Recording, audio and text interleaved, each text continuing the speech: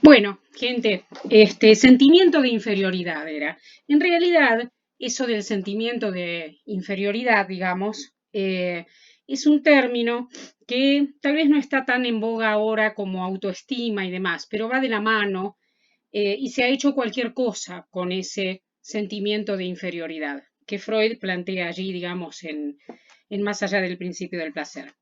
Pero bueno, a ver, estábamos en esto justamente de qué es ese punto de vista económico y de cómo Freud intentaba dar lugar en la teorización a lo que él veía en su práctica. Uno de los ejemplos que él da en relación a esto que se le repite a la gente tiene que ver con cosas de siempre un amigo me arruina y se va, los discípulos me fallan, tal trabajo me fracasa una y otra vez, digamos, ¿no? Y Freud dice allí, en todas aquellas circunstancias en las cuales no es la realidad exterior lo que se impone. ¿Por qué? Digo porque Freud tampoco comía vidrio y piensen que pasó, digamos, toda la época de la guerra viendo vidas destrozadas, justamente entre ellas la de su propia familia, digamos, ¿no? Por circunstancias externas. Yo pensaba que la verdad que van a tener que leer mucho porque, bueno, en el ratito que nos queda no creo que podamos abarcar muchísimo más, pero tratemos de pensar que Freud va haciendo, como nos tiene acostumbrados, un avance hacia el nuevo giro conceptual que quiere incluir, dando cuenta de qué era lo que él pensaba hasta ahí y cómo eso falla en eh, en su práctica, digamos, ¿no? Él dice bueno, que hay un momento determinado en el que el aparato registraría como displaciente esa suba de tensión y tendería a una descarga o a una conservación lo más baja posible de esa tensión, relacionando y dejando determinado al principio del placer por aquel otro que él llama principio de constancia y que lo liga a un elemento que él toma en cuenta en la consideración, que es justamente la realidad exterior mediada por un cálculo que realiza el yo. Por ejemplo, muy probablemente muchos de ustedes tendrían ahora, en esos 5 minutos de recreo, ganas de quedarse en alguna otra cosa que no fuera volver acá. Sin embargo, esa instancia del yo hace, emitiendo, Freud dice, pseudópodos, una consideración acerca de los factores que eso entrañaría para, en este caso, la humanidad de cada uno de ustedes. Y es allí en donde, para poder defender algo de la vida, ustedes vuelven, ¿no? Arreglándoselas con el displacer que esto puede generar. Viernes, 6:30 de la tarde, con tantas otras cosas interesantes para hacer.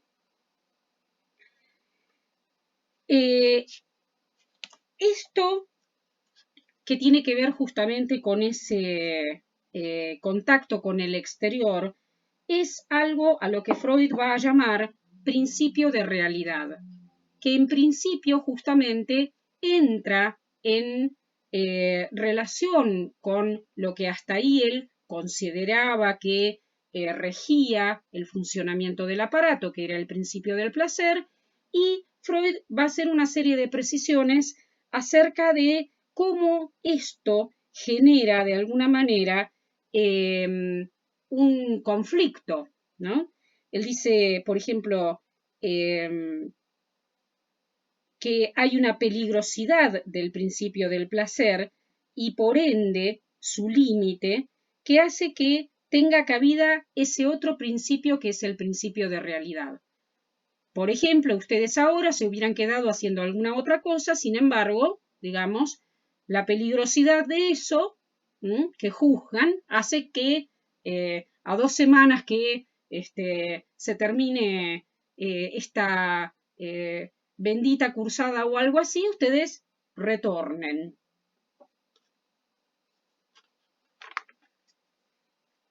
Bueno, sí.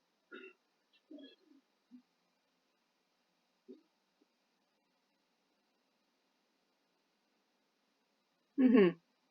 Bueno, es que en realidad la constancia tiene que ver con el elemento energético y el principio de realidad con un juicio que se establece en torno de qué hacer con eso, ¿no?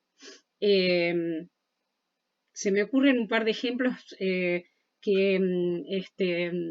tengo que pensar cómo decirlos porque para que sea, digamos, si estuviéramos presencialmente podría hablar de otra forma, pero bueno. A ver, eh, tratemos de pensar que en muchas oportunidades algo en el orden del principio del placer se impone a ese principio de realidad. Esto es, yo puedo juzgar que me va a traer dificultades tal o cual cosa, sin embargo, así todo me quedo y no vuelvo a la clase, supónganse, ¿no? Podríamos decir ahí, rige el principio del placer.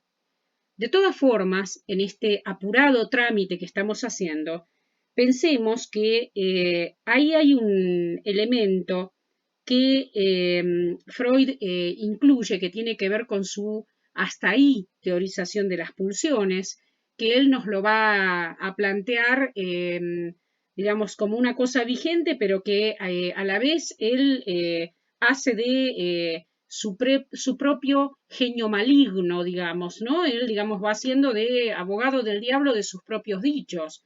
Él dice, por ejemplo, bajo el influjo de la pulsión de conservación del yo, queda sustituido el principio del placer por el de la realidad, que sin abandonar el propósito de una final consecución de placer, exige y logra el aplazamiento de la satisfacción y el renunciamiento a algunas de las posibilidades de alcanzarla, y se nos fuerza a aceptar pacientemente el displacer durante el largo rodeo necesario para llegar al placer.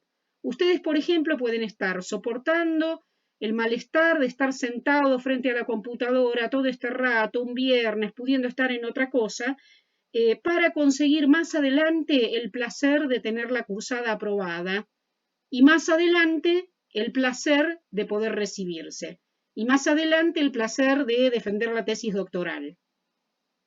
¿Vieron? Todo lo que están, a lo que están apostando ahora, aguantando este pequeño displacer. Después podemos entrar en disquisiciones acerca de para qué vivimos los occidentales en nuestra época, acá, qué lugar le damos al presente, cuál al futuro y un montón de cosas más. Pero, por lo pronto, ubiquemos acá que Freud nos está complejizando el panorama y está planteando justamente que el principio de realidad al cual el yo nos introduce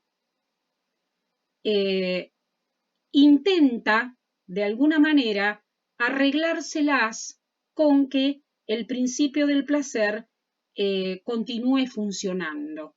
Sin embargo, digamos, hay momentos en los cuales la cosa se complica, ¿no? Todo eso que uno puede hacer para poder sentirse bien bancándose un poco el displacer, en oportunidades uno termina pensando por H o por B o por J que eso no anduvo, digamos, ¿no? Que tenía que haber estado en otra parte, que si hubiera estado en otra parte, tal o cual cosa, digamos. No siempre es que el yo hace un juicio condenatorio en relación a lo que pulsa. ¿Se acuerdan del juicio condenatorio del que hablamos hace unas semanas atrás? Bueno, Freud ahí va a hablar un poquito acerca del yo y va a hablar justamente de cómo las pulsiones que hasta ahí estaban divididas o agrupadas en pulsiones del yo y sexuales, se empieza a complejizar cuando empezamos a ver que en oportunidades el yo puede ser objeto de la satisfacción libidinal. Y ahí es donde nos encontramos con la cuestión del narcisismo. Y alguien en determinado momento, por ejemplo, supónganse, quedarse maquillándose en el baño, no llega a tiempo para acreditar su presencia en un lugar, ¿no?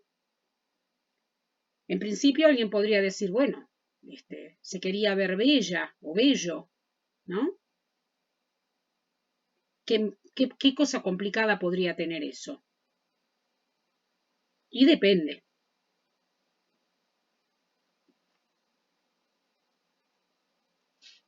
Freud lo que va a decir en esta incorporación del yo al panorama es que en realidad, en el momento mismo en el que pensamos que el yo puede ser objeto de la libido, puede ser un objeto, digamos, de las pulsiones sexuales, en ese mismo momento ya no nos va a servir esa división entre pulsiones sexuales y del yo, digamos, ¿no? Si una pulsión sexual puede tomar como objeto al yo, ¿qué es lo que queda para las pulsiones del yo?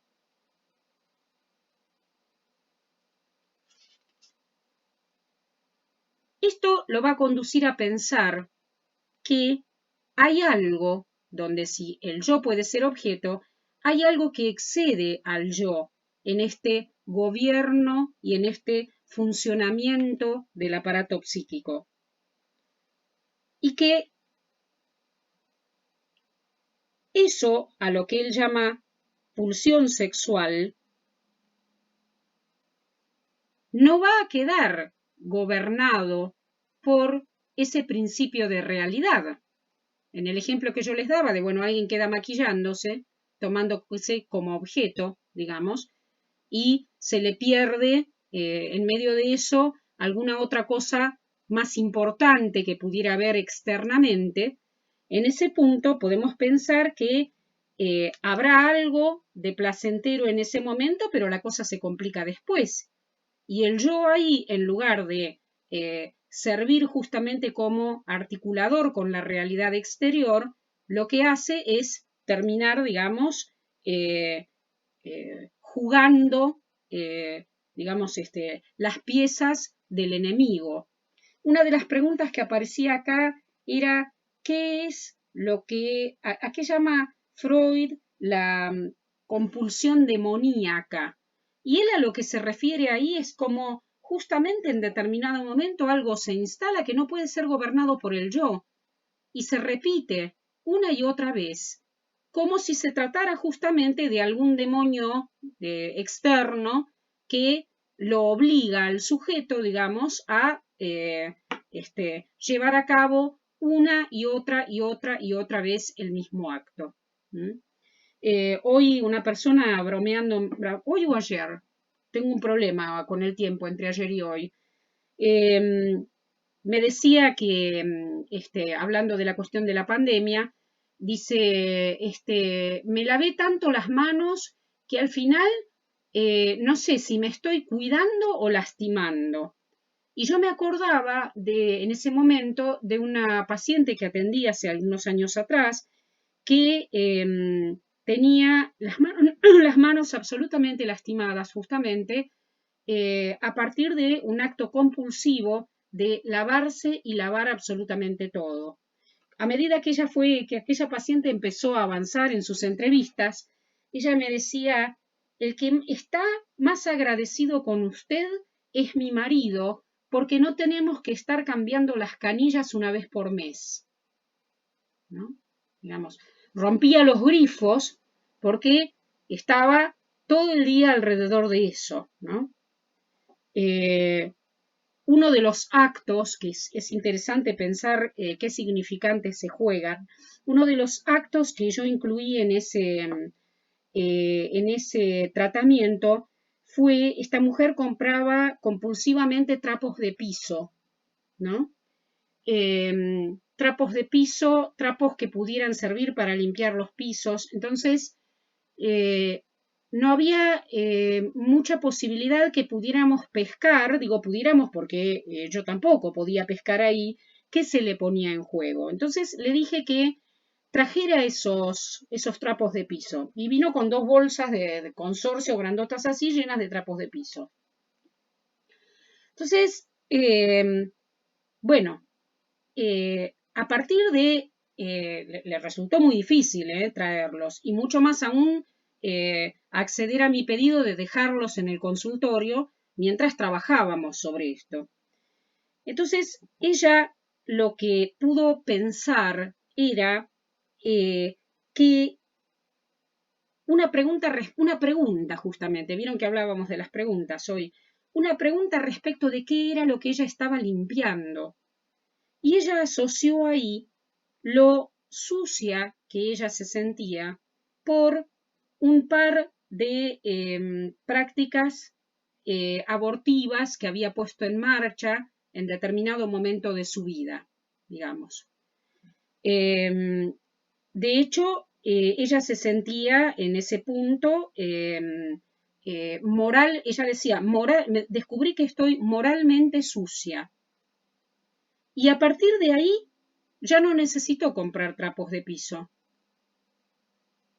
digamos, porque pescó justamente a qué cuestión cualitativa, a qué significantes estaba destinado aquel acto repetitivo, compulsivo y que la lastimaba, le lastimaba las manos, lastimaba la relación con su marido y lastimaba una serie de cosas de su vida. Una cosa interesante en relación a más allá del principio del placer, entre las tantas que hay, es que una de las cuestiones que Freud ubica en el texto tiene que ver con que hay un movimiento en torno de si la energía está libre o ligada, ¿no? Y él dice, hay un trozo en la página 2507, a todo esto aprovecho para comentarles que en las obras completas de la traducción de Ballesteros que yo les compartí, hay un desfasaje en los números de página, porque si ustedes buscan ahí el texto, van a encontrarse una diferencia con los números de página que yo consigné acá, que yo consigné los que están en la obra impresa en papel. Creo que esa diferencia de páginas tiene que ver con que no están las notas al pie allí en esa edición, que yo les comenté esto por WhatsApp a ustedes. Fíjense que Freud dice,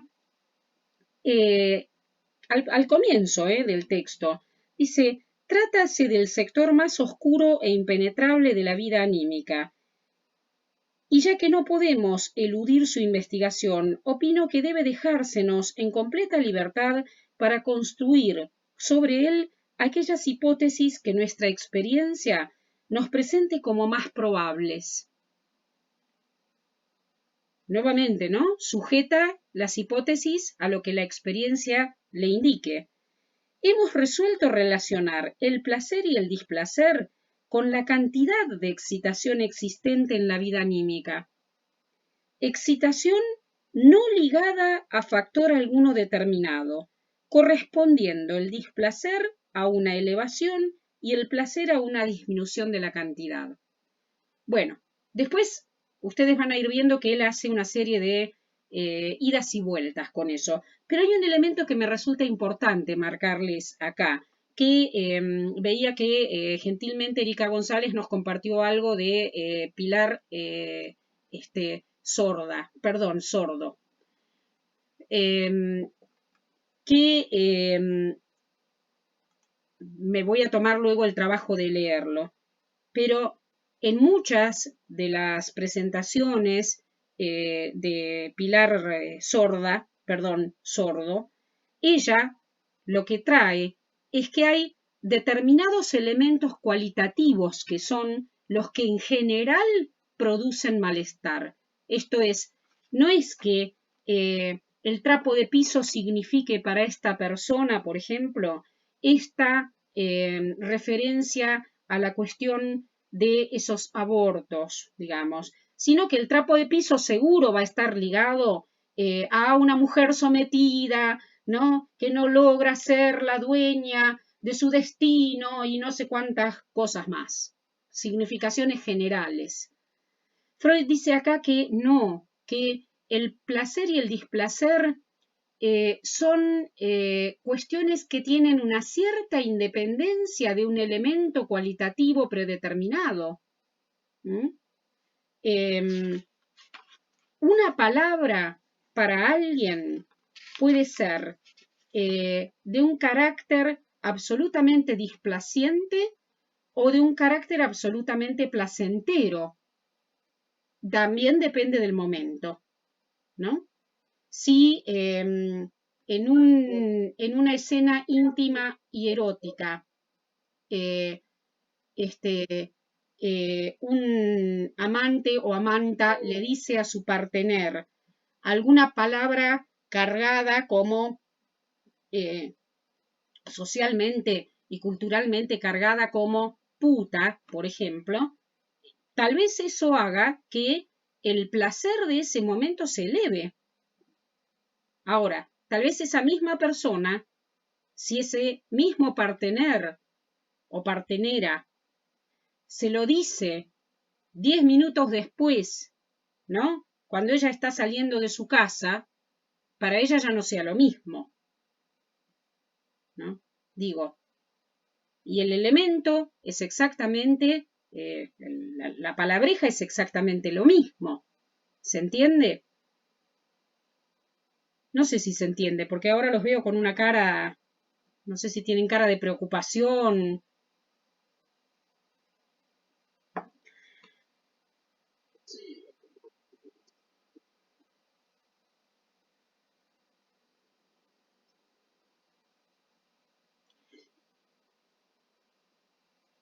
Circula libre, más hay momentos en los que queda ligada y él va a ir haciendo ahí una serie de recorridos para poder ubicar si el displacer aparece siempre en el momento en el cual aparece desligada o no esa energía. Cuando él habla de la libido, por ejemplo, habla de energía ligada.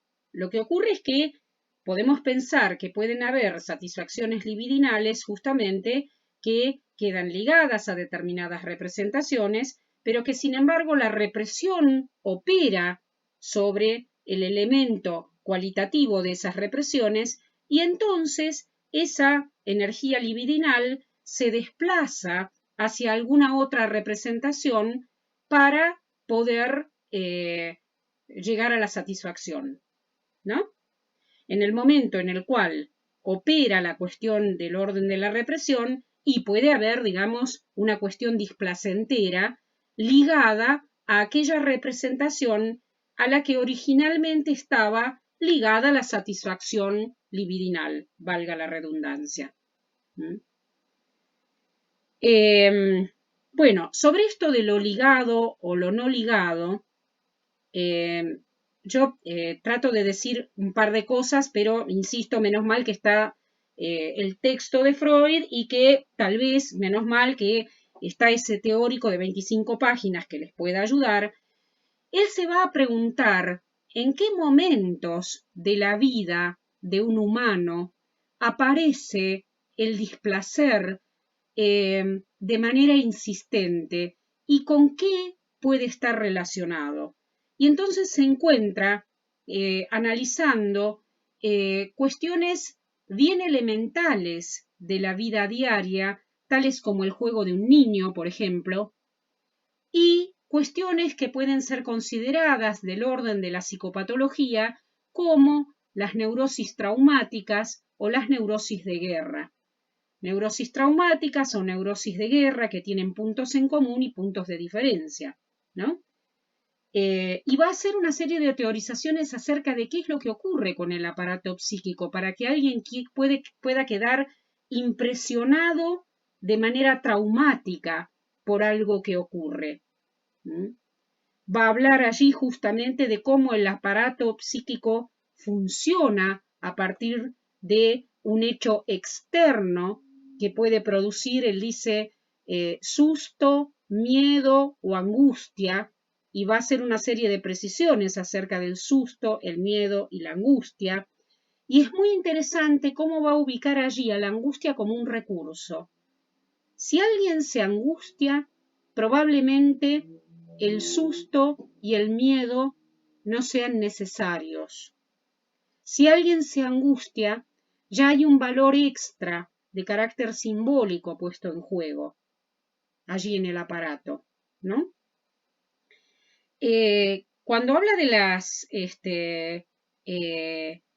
neurosis traumáticas, él dice que el factor fundamental en, en la aparición del displacer tiene que ver con el factor sorpresa.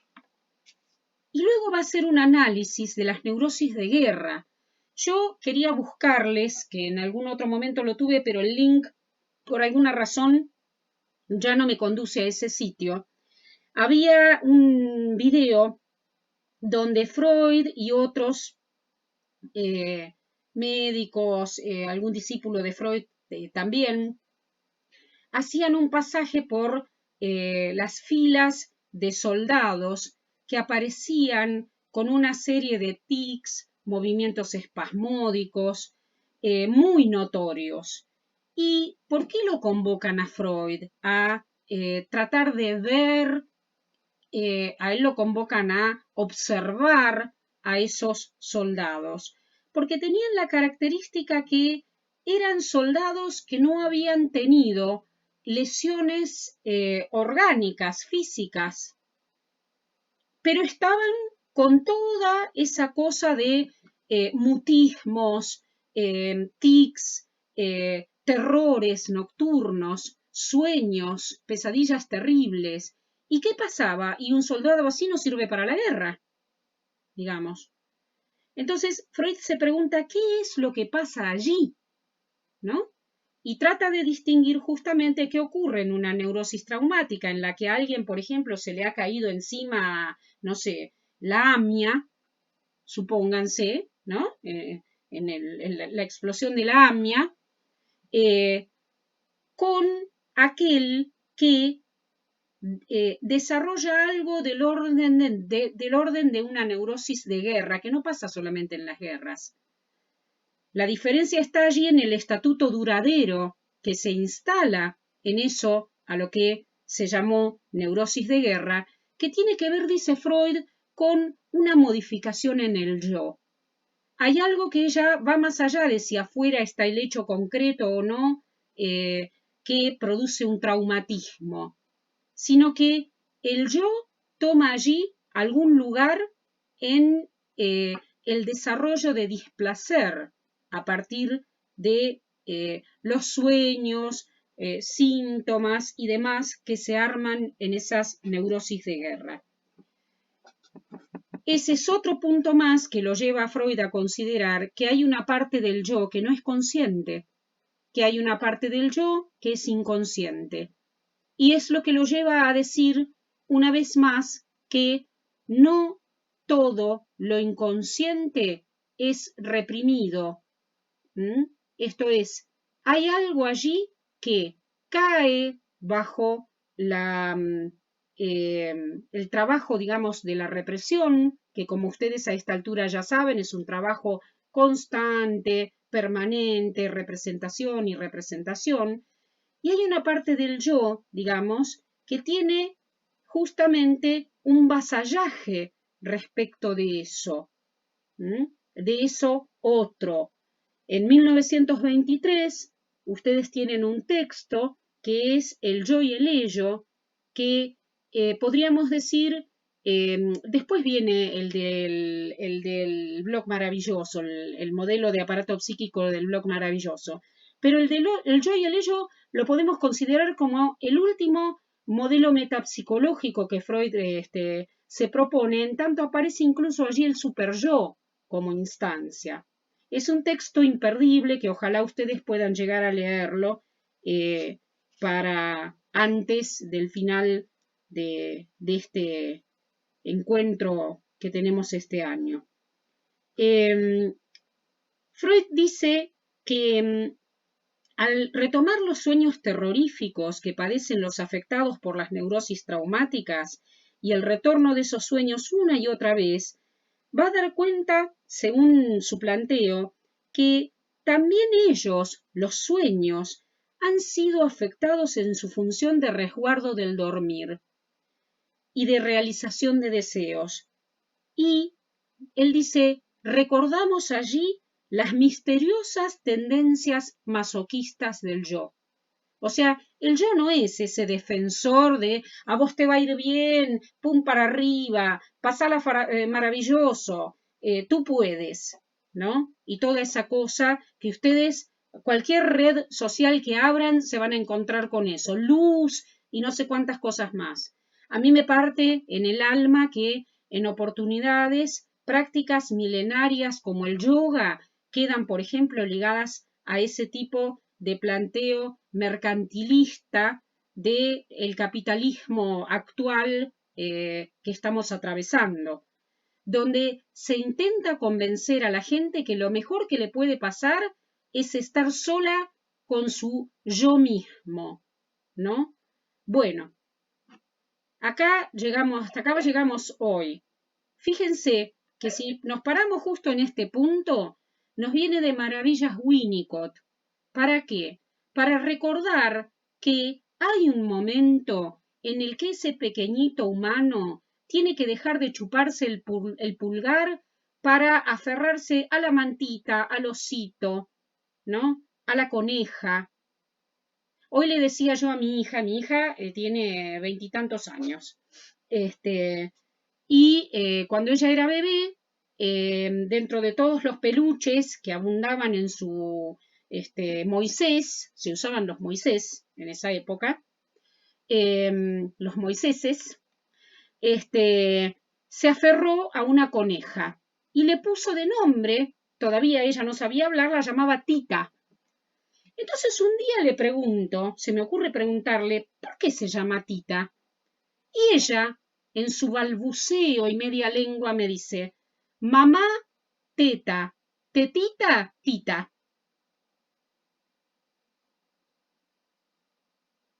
Y ya está, digamos, ¿no? Esa es la operatoria. Los niños nos enseñan si nosotros les queremos preguntar, ¿vieron? Ahora, si nosotros no los queremos escuchar, no nos enseñan nada, ¿no? Hay un punto en el que Winnicott nos viene a la mano para saber que hay un momento en el que yo no va más, ¿no? Y que para poder acceder a algo en el orden justamente de la creatividad, de la salud, del bienestar y de todo eso, hay que hacer una apuesta al exterior. ¿Y en el exterior qué está? Tenemos que preguntarnos en términos freudianos, ¿qué hay en el exterior? ¿No?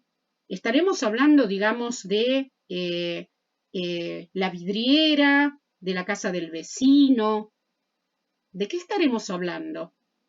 Tal vez podamos pensar que se trata justamente de la misma operatoria que incluso Winnicott nombra en relación a Lacan, de ese momento de constitución del yo que tiene que darle paso al ye del sujeto. Cómo el significante del otro habita a ese trozo de carne y ese trozo de carne tendrá que hacer algo con eso. Si nosotros nos creemos que la cosa es, como plantea Pilar Sorda, perdón, me equivoco siempre, Sordo, discúlpenme, vamos a terminar pensando o vamos a terminar como Narciso, ahogados en el agua. Bueno, gente, yo prometí que a las 19 terminábamos y es 19:03.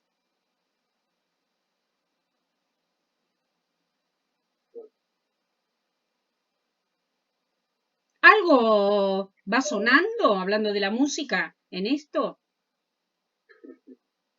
¿O es puro ruido?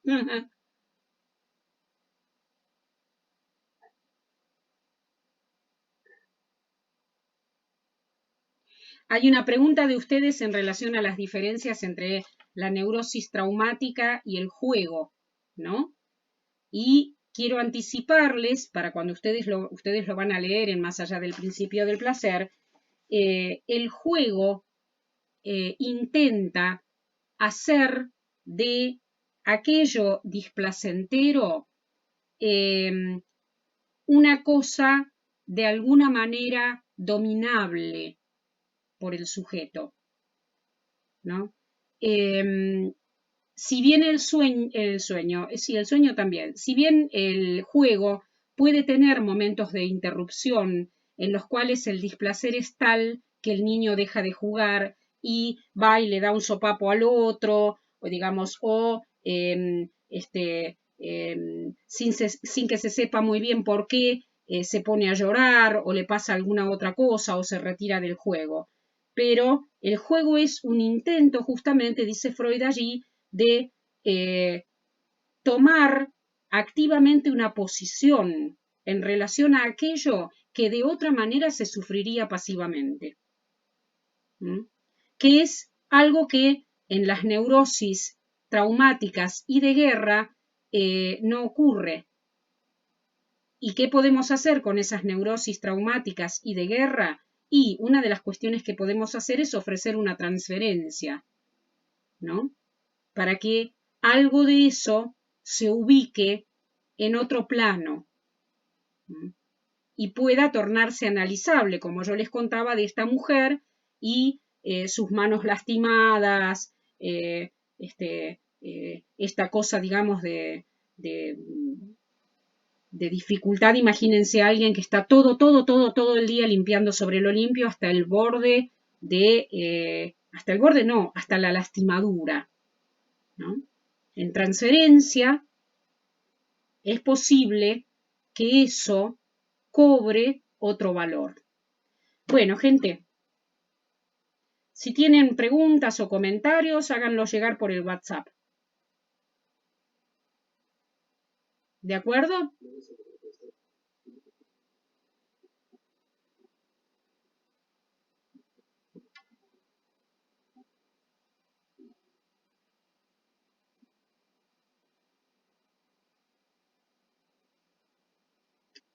Mm,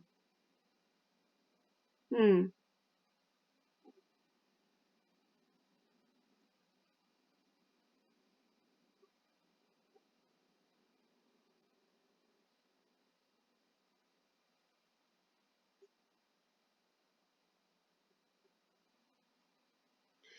Sí, eh, bueno, esta es una época, nosotros podríamos decir, el tesoro de los significantes tiene un nombre en la conceptualización lacaniana que es el gran otro, ¿no? Y esta es una época en la que intentan convencernos que solo hay yo, ¿m?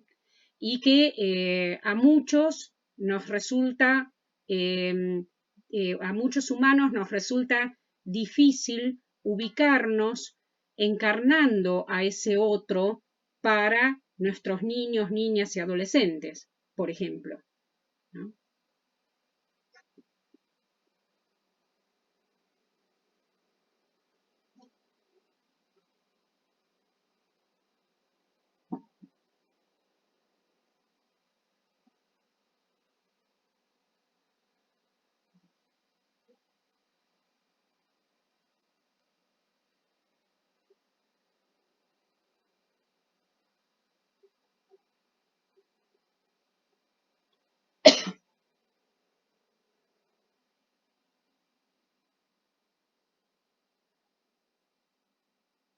Mm.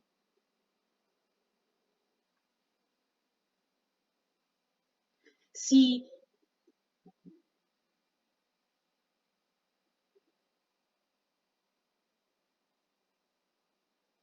Sí. Au- mm. Autoerotismo a muerte.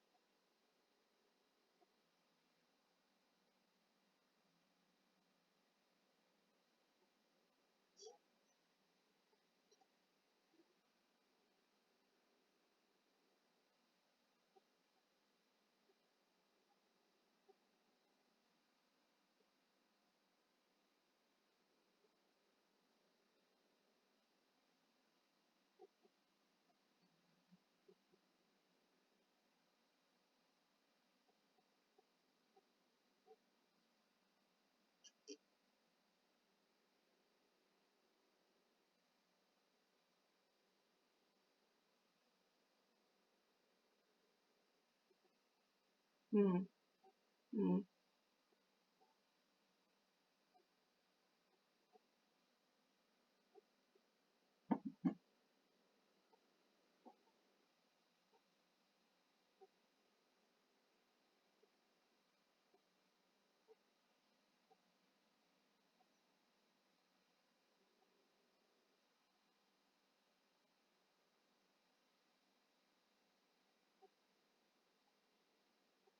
Pero sin ir más lejos, Edgardo, efectivamente, eh, a ver, lo que nosotros podemos hacer cuando tratamos desde esas prácticas que yo ahí en el librito de la infancia masacrada digo, si no hay yo, que no haya nada, es lo que plantean, lo que uno, digamos, ve lamentablemente ahí es que justamente fijan a una persona a su padecimiento, diciéndole, tenés que asumir eso, ¿no?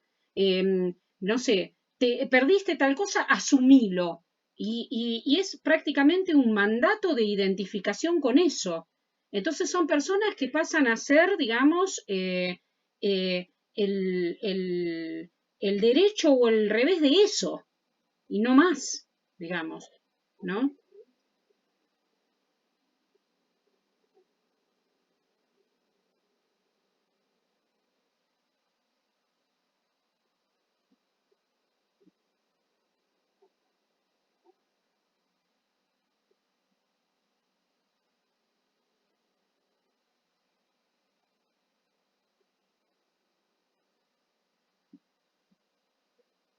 Mm, sí.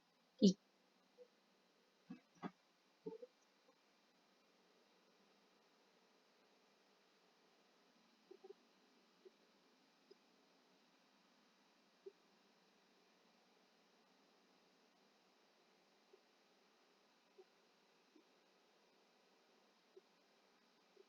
mm, mm, Bueno, ese es otro aspecto que en el caso que me pidan y quieran, les voy a compartir el texto de Lilia Pacheco sobre el análisis de este niño, donde el de Lilia decía esto. Hay otro texto más interesante que escuché esta semana, que es de otra integrante de nuestro equipo. A ver, el cuerpo, digamos, lo habitamos, no somos el cuerpo, ni es nuestro. Hay un libro, ayer, digamos, o anteayer, el miércoles, en la reunión que tenemos de investigación, Lilia Pacheco traía un comentario sobre el libro de Silvia Oms, Comunismo Sexual, y yo rescataba justamente un trocito donde Silvia Oms remarca esta cuestión, digamos, ¿no?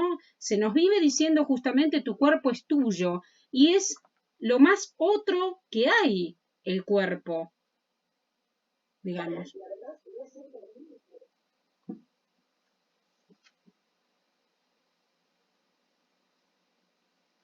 Bueno, gente, lo lamento, pero todo termina. Una pequeña cosa más. Hay un uso espantoso que se hace de muchos conceptos filosóficos preciados, tales como, por ejemplo, la cuestión de la reflexión o la soledad, el cultivo de un cierto estado de soledad. La filosofía lo ha considerado para pensar, digamos, estados de introspección y de reflexión, pero me parece que acá de lo que se trata es otra cosa, digamos, ¿no?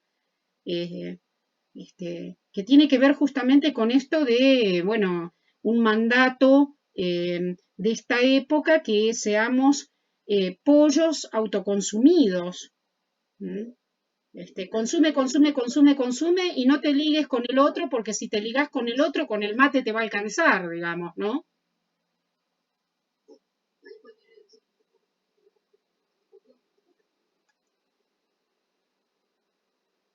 Sí, la palabra esa soltá hoy día es terrible. Mm.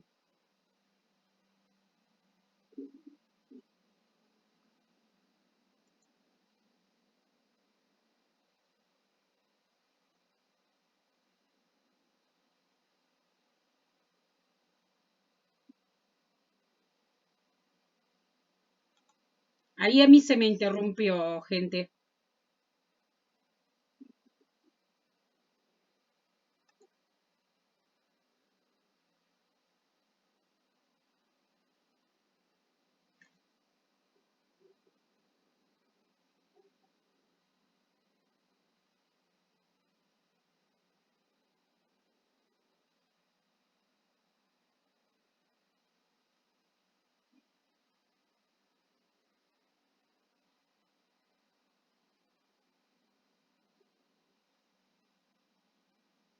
Mm, mm, mm, mm.